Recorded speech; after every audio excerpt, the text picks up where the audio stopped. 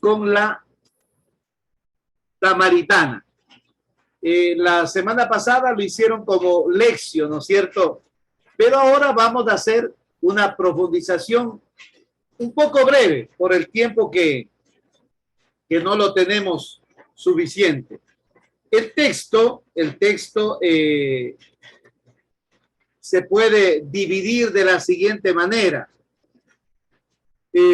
Juan capítulo 4 del 5 al 6, el escenario. ¿Cuál es el escenario? Jesús sentado en el brocal del pozo, la mujer samaritana, el pozo como un sitio de encuentro, de diálogo, de camaradería, de chismes, de qué nomás, ¿no es cierto?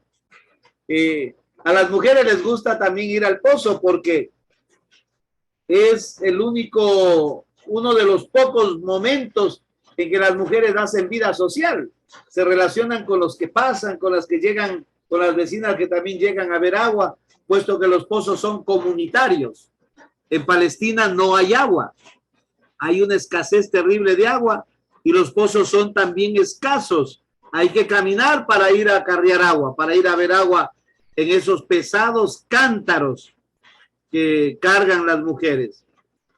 Así que cargar agua es oficio de mujeres.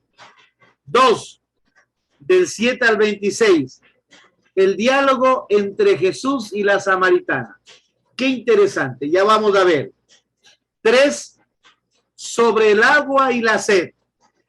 El discurso, eso está en el versículo 15, ¿sí? En el versículo 15, San Juan, versículo 15.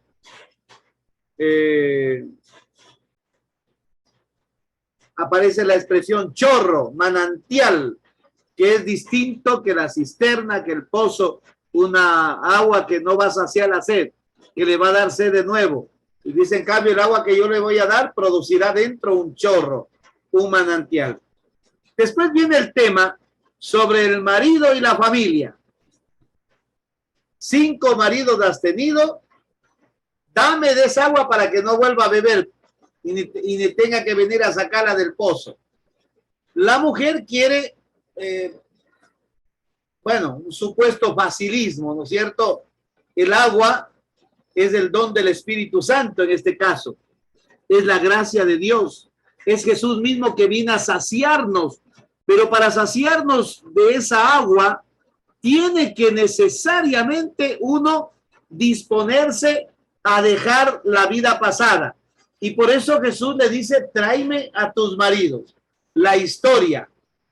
Y la mujer le dice, no tengo marido. No estuvo mintiendo la mujer dice la verdad. ¿Sí? No tiene maridos.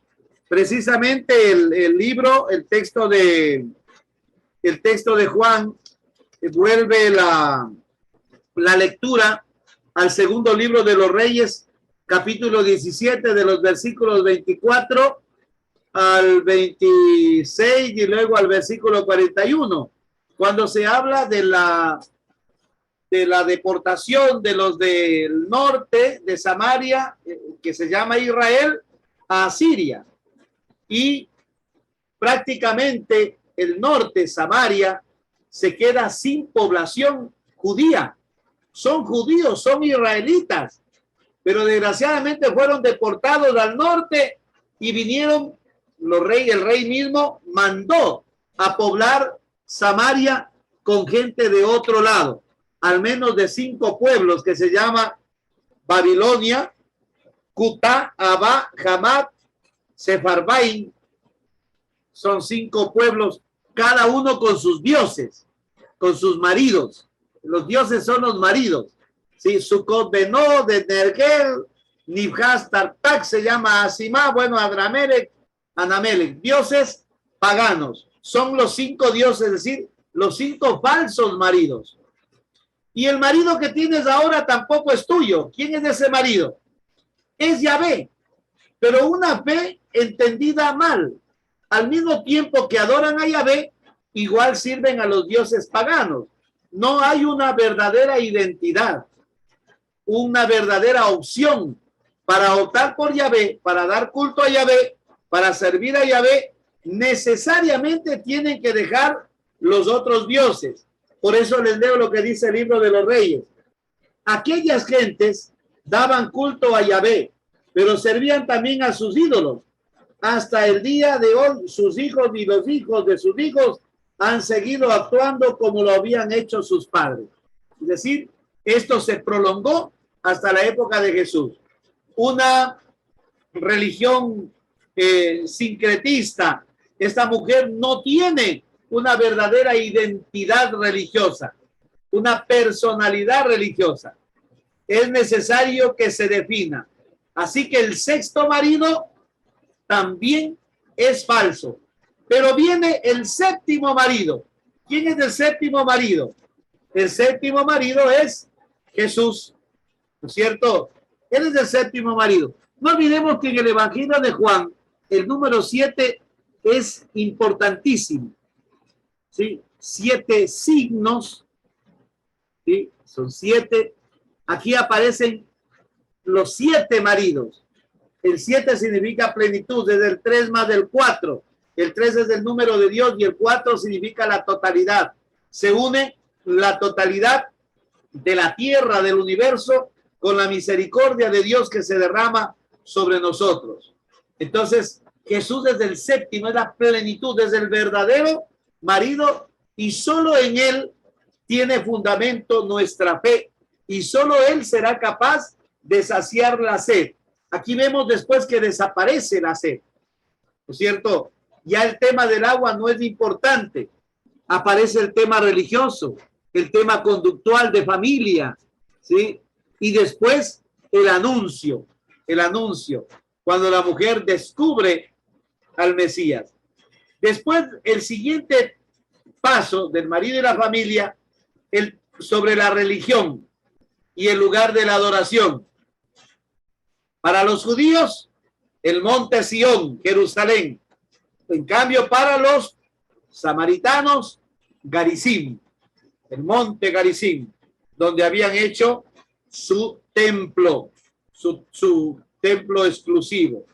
Después del verso 27 al 30, se describe el diálogo, el resultado sería del diálogo en la persona de la samaritana. Versos 47 al 30. Qué importante estos versículos, 27 al 30. Dice, en aquel momento llegaron los discípulos y se admiraron al verlo a Jesús hablar con una mujer, y todavía ahí, en ese lugar. Pero ninguno le preguntó qué quería ni de qué hablaba con ella. La mujer dice que dejó allí el cántaro. ¿Qué es el cántaro? El pasado. El odre significa prácticamente el pasado, siempre significa la vida. Deja ahí todo, ¿sí? Ya el pozo ya no tiene un significado crucial de saciedad, ya no representa mayor cosa.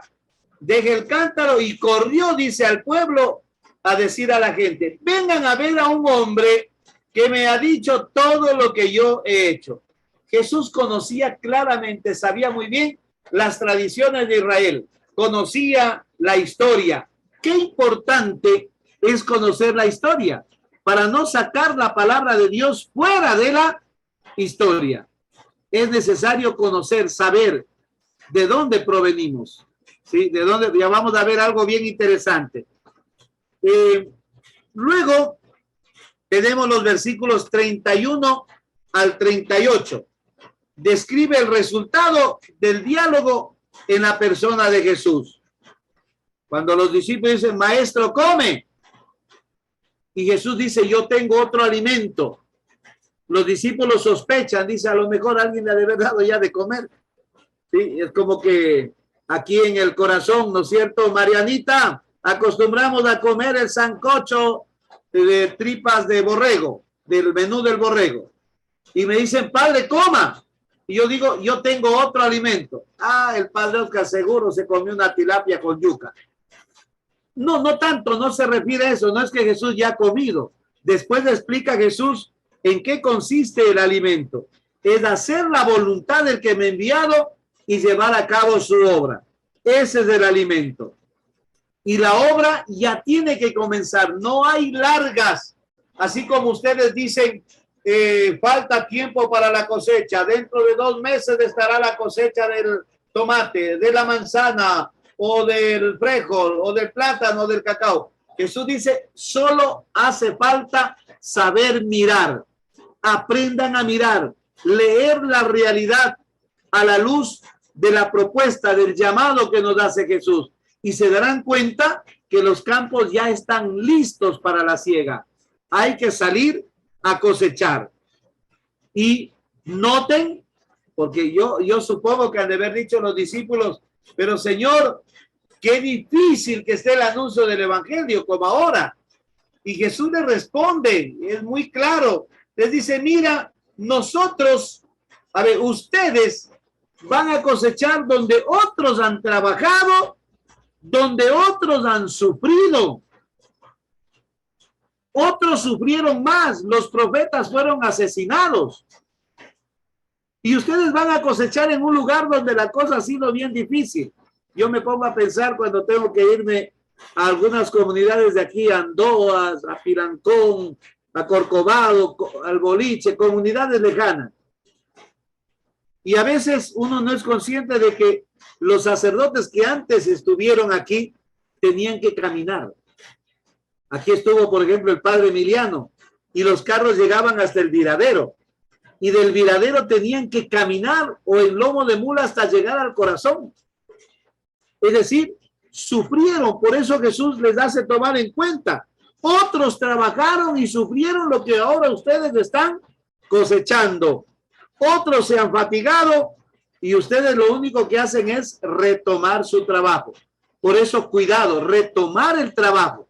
No se van a inventar la leche en polvo. Que no suceda, sobre todo los sacerdotes, que a veces decimos, es que en esa parroquia no ha habido nada, tocó comenzar desde cero. No, ¿cómo que no ha habido nada? Son años y años de evangelización que hay que embarcarse nada más, ¿no es cierto? Porque la iglesia es de eso, la iglesia obedece a un proceso histórico, a un camino que viene haciendo. Y nosotros cuando nos embarcamos en el discipulado, hacemos proceso en ese camino que ya ha sido recorrido. Nos vamos por el camino que ya ha sido trillado, no es que estamos inventándonos, no estamos empezando, ¿sí? Ya seguimos nosotros adelante. Y luego viene la última parte, describe el resultado de la misión de Jesús en Samaria. Es un éxito total. La mujer se vuelve discípula y luego la gente. La mujer es símbolo del pueblo. Pero ese pueblo cree por el anuncio de la mujer. Y gracias a Dios, el pueblo mismo pide a Jesús que se quedara. Quédate, permanece con nosotros. Y Jesús se quedó 2 días. Y la gente escuchó, al último dice, ya no creemos por lo que tú nos has dicho. La mujer samaritana es una catequista. El catequizando dice, ya no creo por lo que tú nos has dicho, sino porque nosotros mismos lo hemos experimentado. El catequista habla del amor a Dios. Ahora nosotros hemos experimentado ese amor a Dios. Claro que era necesario que nos anuncien, pero el anuncio no tiene que quedarse así, sino hacerse vida en nosotros, para nosotros también tener la misma experiencia, esa experiencia de Dios en nosotros. Hay una cosa importantísima. Bueno, si ponemos a ver el simbolismo del agua.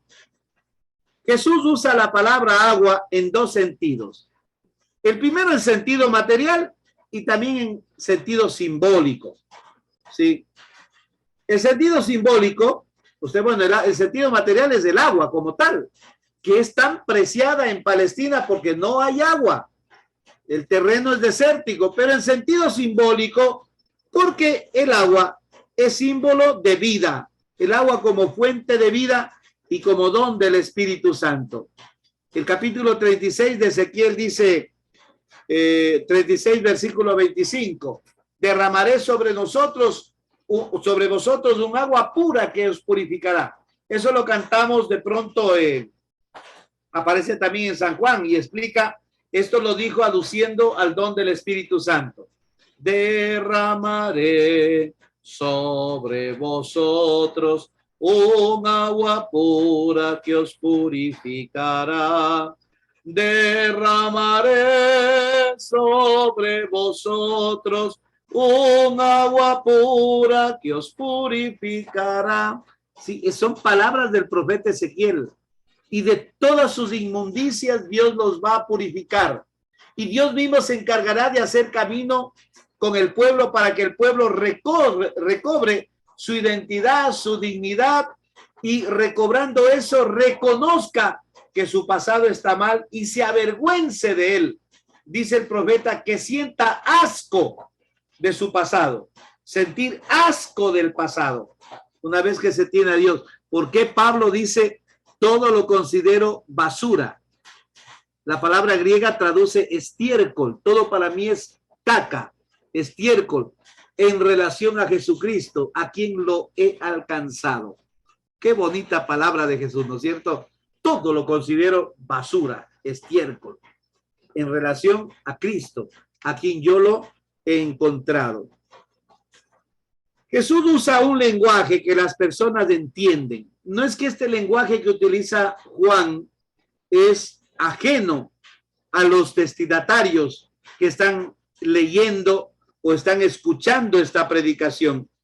Despierta en la gente, en los que escuchan, en los lectores, la voluntad de profundizar y de descubrir el sentido o un sentido más profundo de la vida. La cosa es hacer que esta palabra entre, resuene en nosotros, penetre en nuestra alma. El uso simbólico del agua tiene su raíz en el Antiguo Testamento. Vamos a ver Ezequiel 47, 1, 3. Jeremías 2, 3, 2, 13. Es importante esto de Jeremías 2, 13. Les leo. Dice así: cisterna, cuanto más agua sacas, menos agua habrá. O podemos traducir cántaro. Cántaro, ahora podemos decir balde, ¿no es cierto? Balde, pozo, cisterna. Mientras más agua sacas, se vacía, se acaba. ¿Estamos claros o no? En cambio dice manantial. Cuanto más agua sacas, más agua tendrás. Manantial. Cuanto más agua sacas, más agua tendrás. Qué interesante, ¿no es cierto? Cuanto más agua, también la cisterna, cuanto más agua sacas, menos agua queda. Manantial, o podemos traducir por chorro, ¿no es cierto? Lo que decía yo del chorro, ¿sí? La fuente. Todo esto evoca un conjunto de episodios del Antiguo Testamento. En el desierto, los mismos profetas, ¿sí? Isaías 55:1 sobre todo. Vengan a tomar vino, leche, el agua. ¿Para qué van a gastar su dinero en lo que no es pan? Sus recursos en cosas que no alimentan. No pierdan el tiempo. Vengan acá, que yo los voy a saciar. ¿Para qué van a desperdiciar su dinero? Capítulo 55, versículo 1 del profeta Isaías. Jesús encuentra a la samaritana cerca del pozo. Ese es el encuentro tradicional para ya les dije, para las conversaciones, para las chismorreas. Jesús parte de una necesidad muy concreta, la sed, y obra de modo que la mujer se sienta necesaria y servidora. Cuando yo te pido un favor, te estoy haciendo, prácticamente te estoy considerando alguien necesario para mí o necesaria para mí. ¿Por qué me pides ese favor? Es porque necesita de mí. ¿Sí? Lo mismo, a la mujer le quiere hacer tomar en cuenta que siendo judío no debería ni siquiera verla de lejos de esta mujer. Sin embargo, necesita de esta mujer. ¿Por qué necesitará de ella? ¿Cuál será la razón por la que se acerca esta mujer? Jesús se hace necesitado de ella. por la pregunta. Él depende de ella para resolver el problema de su sed. Por eso Jesús necesita de la sed de la samaritana. Por eso Jesús despierta en ella el gusto de ayudar, de servir. Ahí vienen los niveles del diálogo entre la samaritana y Jesús. Primero, el nivel superficial. Bueno, es el sentido material. Es el agua que quita nuestra sed. Esta conversación se vuelve tensa. Ustedes ven que la mujer le dice, ¿cómo que tú siendo judío me vienes a pedir agua que soy samaritana? ¿Estás loco? Y Jesús le dice, si supieras, si conocieras el don de Dios. Es que esta mujer no conoce el don de Dios. Y por eso, por esa razón, esa es la razón por la cual, por ahí empieza la catequesis, por ahí empieza el proceso. Tomar en cuenta de que quien le pide, ¿no es cierto?, es todo lo contrario. La mujer necesita de él, de aquel que le pide. Si conocieras el don de Dios, ¿y quién es el que te pide? Tú mismo me pedirías agua a mí y yo te daría un agua viva para que no tengas sed.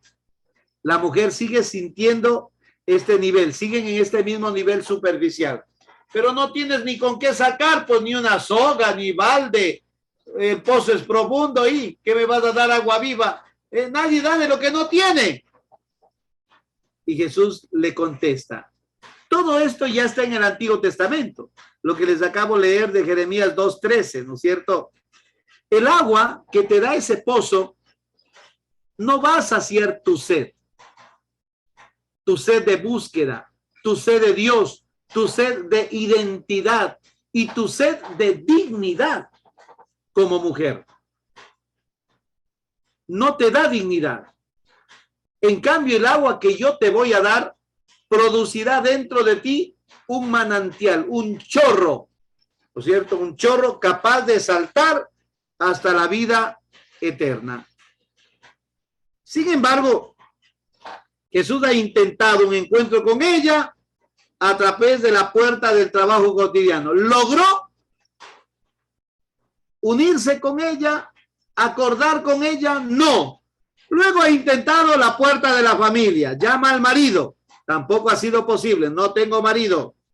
Finalmente la samaritana ha tomado el tema de la religión, en lugar de la adoración.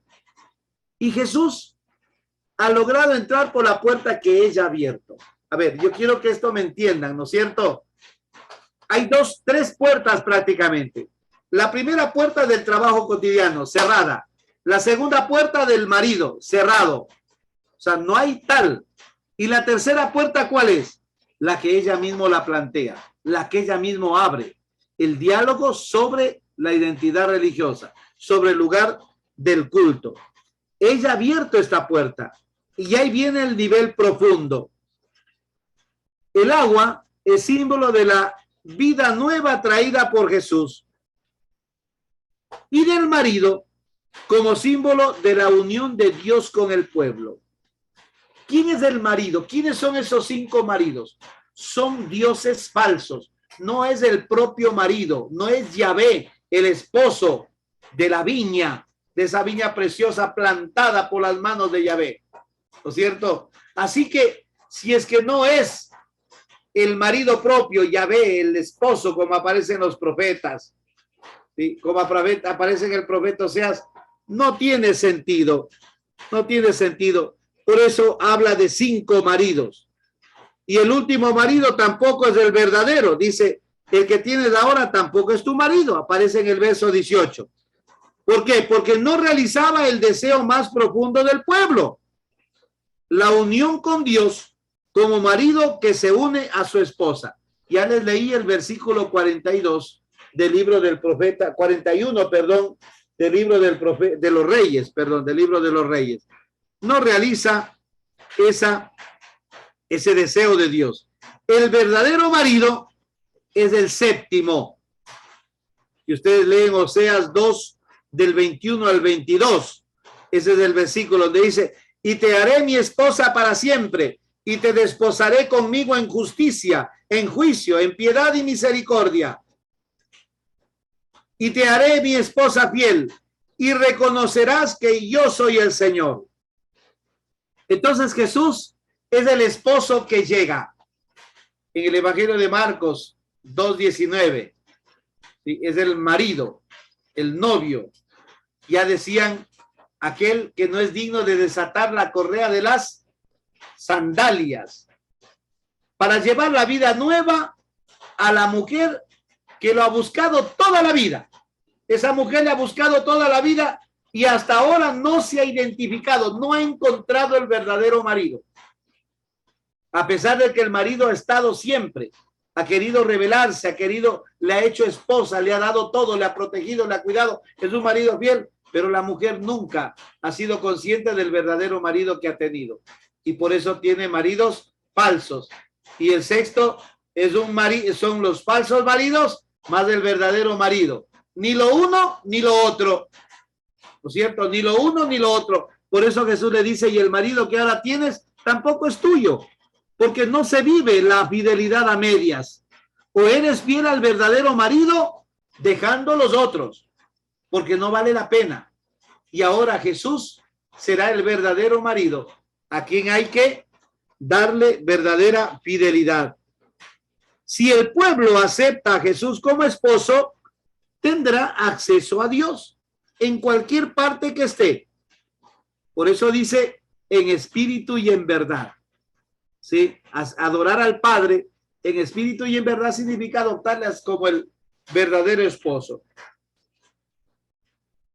En Juan, con eso termino porque ya nos pasamos la hora. En Juan aparecen, bueno, las mujeres se destacan en 7 momentos. Vean que el 7 es importante en Juan. En 7 momentos. ¿Sí? Primer momento, en las bodas de Caná. María la Virgen abre y cierra. Al último, María aparece también al pie de la cruz. Ya vamos a explicar el significado. María, la madre de Jesús, reconoce los límites del Antiguo Testamento. A ver, ¿quién de ustedes me dice cuáles son los límites del Antiguo Testamento? No tienen vino. Es decir, esto ya no da más.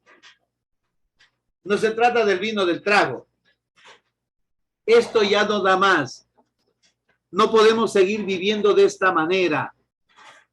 Jesús en los sinópticos, hay un texto de Mateo donde dice, a vino nuevo, vasijas nuevas. Ya no da más. Ya no tienen vino. Y Jesús responde, ¿qué tú y yo, mujer? Todavía no ha llegado mi hora. La hora de la cruz, donde también está presente la madre de Jesús. O sea, ¿qué es la madre de Jesús? Es María. Pero ojo, es el Antiguo Testamento, ¿no es cierto? Representa el Antiguo Testamento, que tiene límites y que necesita de ese nuevo esposo, de ese vino nuevo, que es Jesús, que aparece como esposo en el capítulo 4, en el encuentro con la samaritana. Tráeme a tu marido. Ninguno de ellos es marido, ¿no es cierto?, verdadero. Son falsos maridos, son falsos dioses. Segundo, tenemos la samaritana. Es la primera persona que recibe de Jesús el más grande secreto a saber. ¿Cuál es el grande secreto? Que Jesús es el Mesías.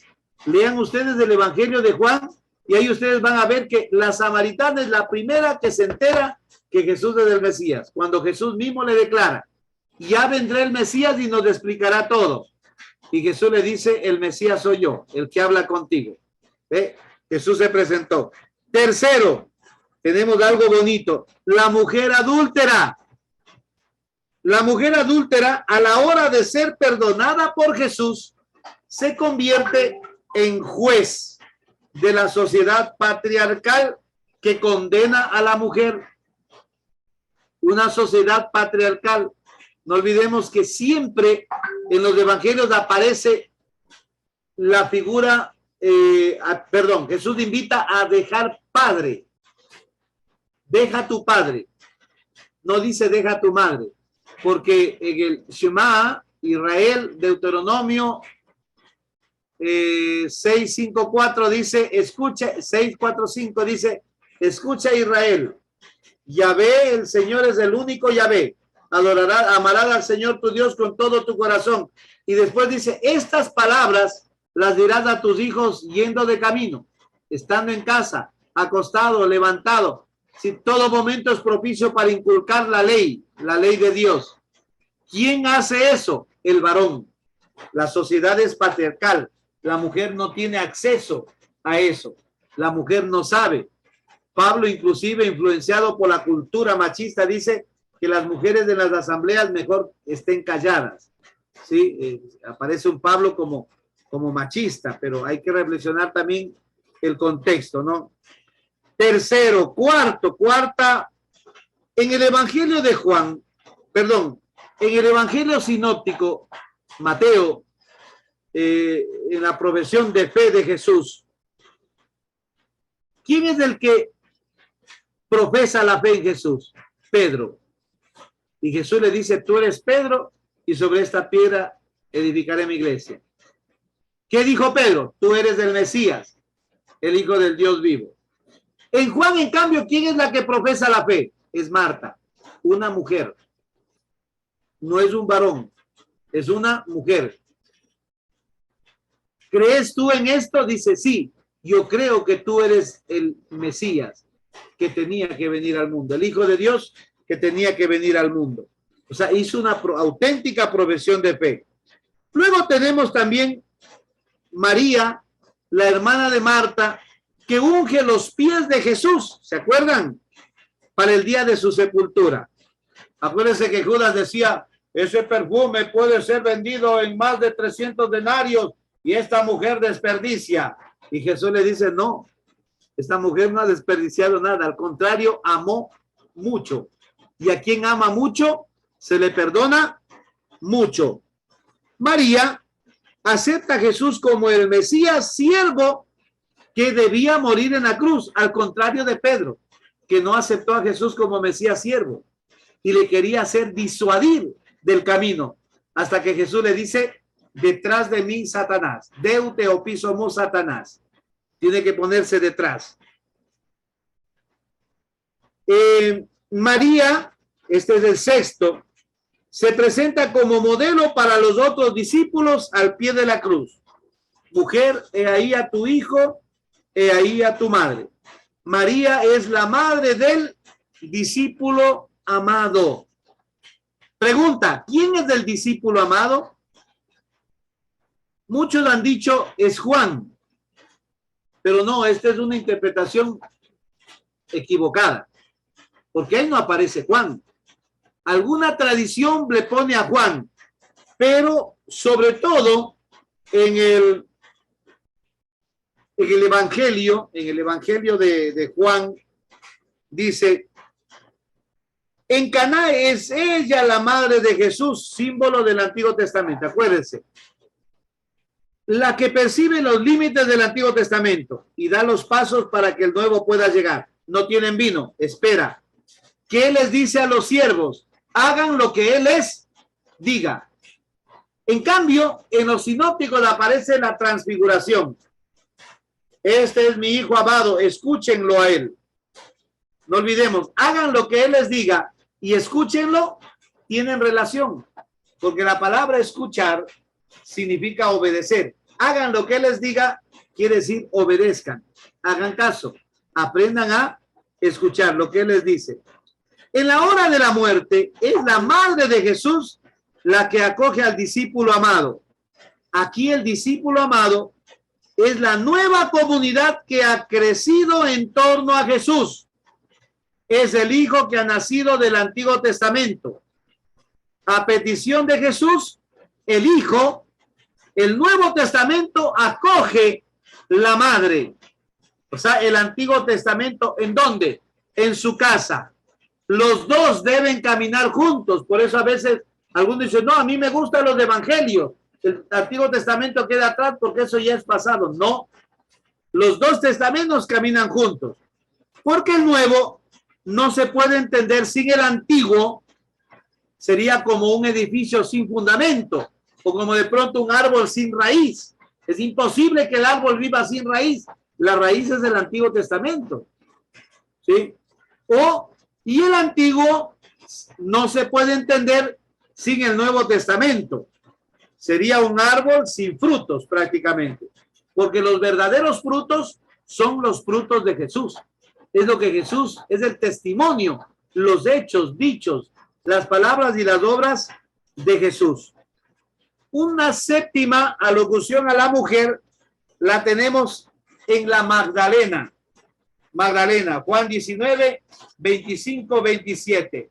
Esta mujer que está llorando en el sepulcro y Jesús la encuentra ahí, le dice, ¿por qué yo? ¿A quién busca? Mujer, Güne.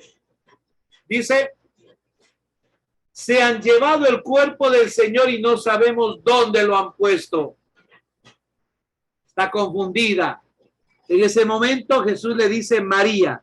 Es ahí donde lo reconoce. Pero ¿qué es lo destacable de aquí? Es que María Magdalena, una mujer, es la primera testiga de ¿quién? De la resurrección de Jesús. La primera que la ve a Jesús resucitado. No es Pedro. En cambio, vuelta en Lucas, ¿quién es? Pedro. En verdad, acuérdense Lucas 24, de verdad ha resucitado el Señor y se ha aparecido a Simón, dice. ¿No es cierto? Sí. Ahora, ¿qué nos interesa de aquí? ¿Qué nos interesa de aquí? Yo quiero que ustedes participen conmigo de esto. Es que no hay en la antigüedad, en las primeras comunidades cristianas, no existe una uniformidad, ¿cómo puedo decir? Una única comunidad. Parece, da la impresión de que la iglesia fue al comienzo como la tenemos hoy. No, esta comunidad de Juan es muy distinta a la comunidad de Lucas. ¿Se dan cuenta o no? Aquí aparecen las mujeres como protagonistas. ¿Qué les parece? Las mujeres son protagonistas. En cambio, en los evangelios sinópticos son los varones, aunque hay mujeres también, pero el protagonismo del varón es más decisivo. Aquí, en cambio, el protagonismo de la mujer es decisivo en la comunidad del discípulo amado. ¿Sí? En la comunidad del discípulo amado.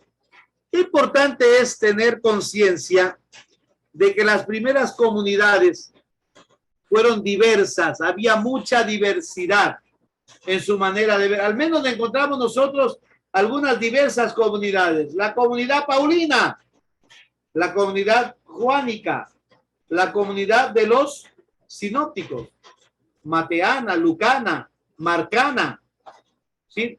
Existen diversas maneras de vivir la fe, de asumir la fe, de aceptar a Jesús, que luego, lógicamente, con el pasar del tiempo, se va unificando todo, ¿sí? Con el pasar del tiempo. Pero al comienzo existen diversas comunidades de vida. Y ahí ustedes pueden ver que una de ellas es la comunidad del discípulo amado, que es muy distinta a las otras comunidades. Bueno, aquí vamos a terminar nuestra reflexión. Les agradezco por haber participado y para mí siempre es una alegría compartir estos temas de Biblia. Así que la próxima semana nos podemos ver en este mismo canal y a esta misma hora, con esa misma alegría, con ese mismo entusiasmo y con esa misma fidelidad al proyecto del Señor, a esa comunidad del discípulo amado que ahora nosotros nos llama cada día a vivir intensamente el amor. El amor es agua pura, es agua de Jesús, es el amor, sin la cual es imposible formar una verdadera comunidad de discípulos y de discípulas. Amén.